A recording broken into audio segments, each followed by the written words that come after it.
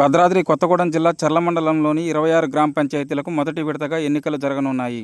చర్ల మండలంలోని సత్యనారాయణపురం గ్రామ పంచాయతీ నుండి సర్పంచ్ అభ్యర్థిగా చిక్కాల రమాదేవి నామినేషన్ దాఖలు చేశారు.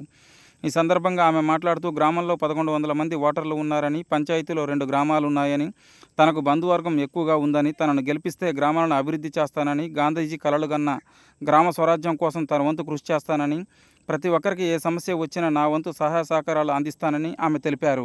నామినేషన్ కేంద్రాలను పరిశీలించిన సిఐ రాజవర్మ, ఎస్ఐ నర్సిరెడ్డి కేంద్రాల వద్ద ఎటువంటి ఘర్షణలకు తావు లేకుండా పటిష్ట బందోబస్తు ఏర్పాటు చేశామని తెలిపారు. చూస్తూనే ఉండండి మరిన్ని వార్తల కోసం మన ప్రజాగొంతుక న్యూస్.